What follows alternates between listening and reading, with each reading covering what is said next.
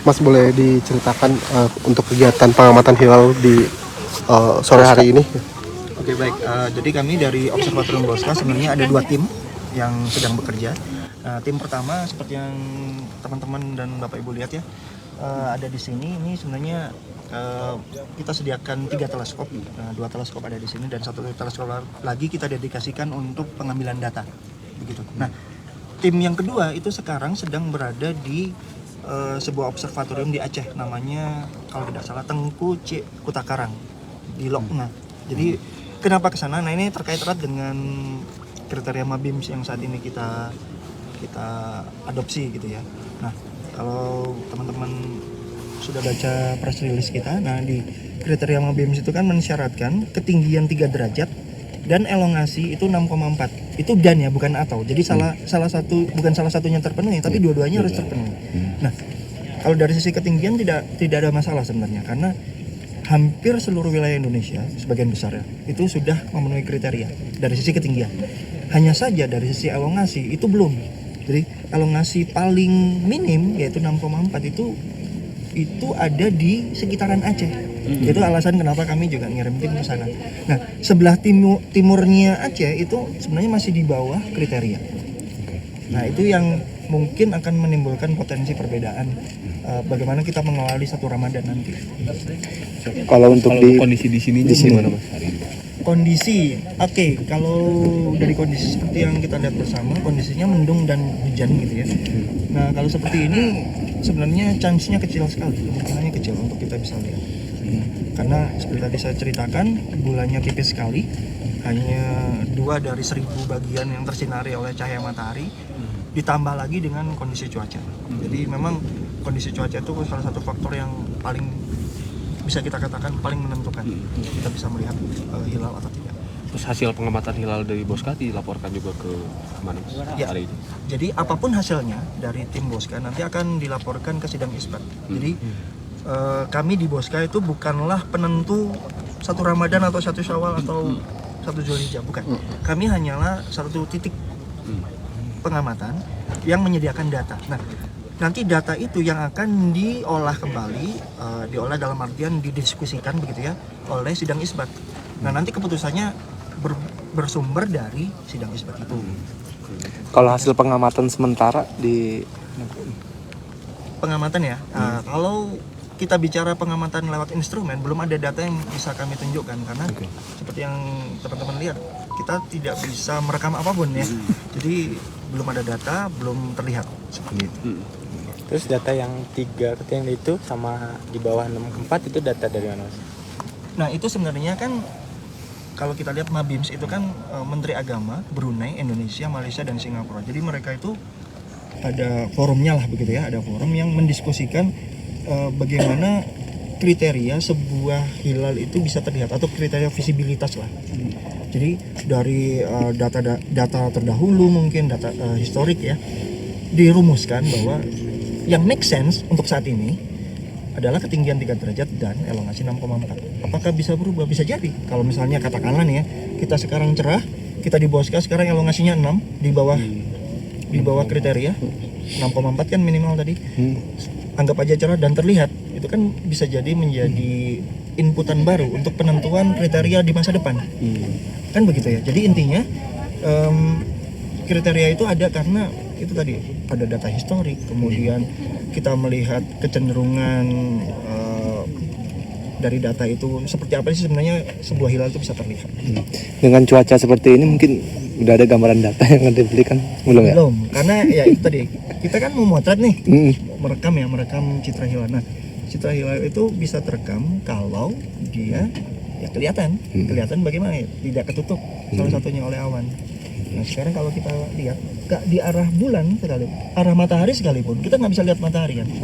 Kalau misalnya kita ingin merekam citra matahari nggak bisa juga. Apalagi citra bulan sabit tipis itu atau hilal. Jadi sampai detik ini belum mendapatkan data itu. Apakah belum terlihat? Kita nggak tahu. Kita nggak tahu.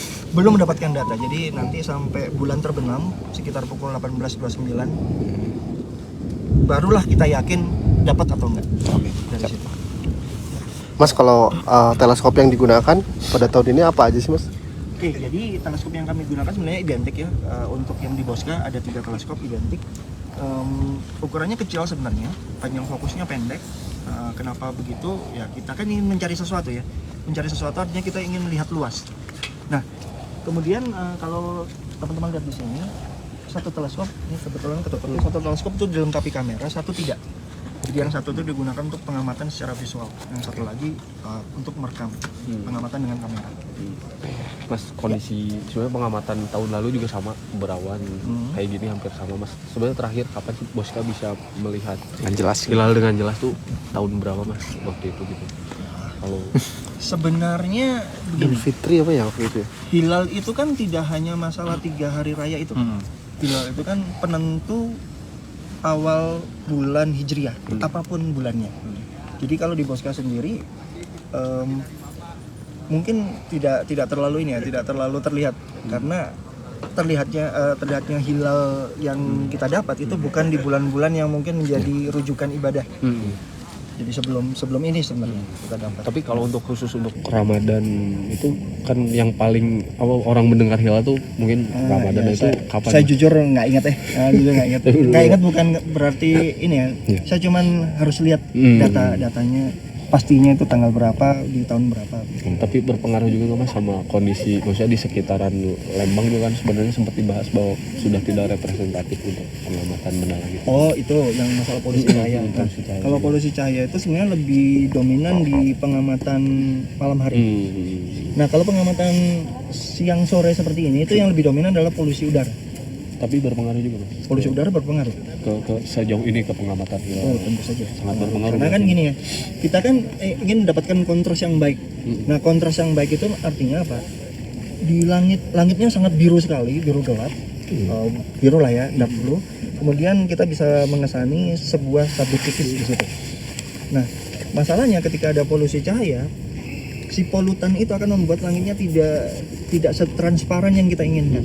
Nah akibatnya ya seperti ada tirai aja ya, tirai tipis yang menutupi pandangan kita. Nah itu akan menyebabkan atau menaikkan tingkat kesulitan kita mendeteksi hilal. Jadi kondisi polusi cahaya dan polusi udara juga sangat mempengaruhi ya Mas di sini. Oke siap Mas. Terima kasih banyak Mas. Sama-sama. Mas, boleh isi daftar hadir nggak? Lihat banyak Jadi ini. data ini kalau Ini saat ini sedang berlangsung ya pengamatan hilal di Bosca.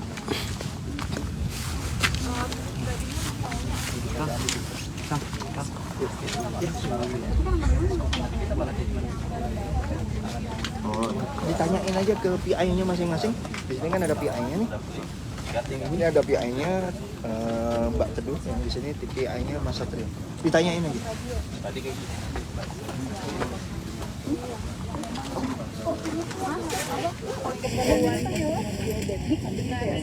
Ini aku cuma ngeliat dia, ini ngeliatnya gimana.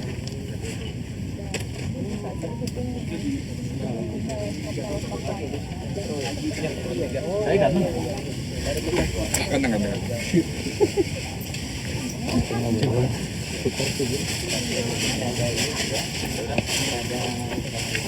Lihat apa Mas?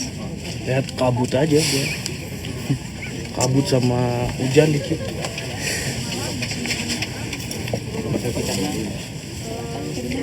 mungkin silakan bisa. Sok yang ininya, yang ngamati sih. Silakan. Seakan-akan aja, seakan-akan. Oh iya, Ekuatornya kan di Kalimantan. Download Tribun X sekarang, menghadirkan lokal menjadi Indonesia.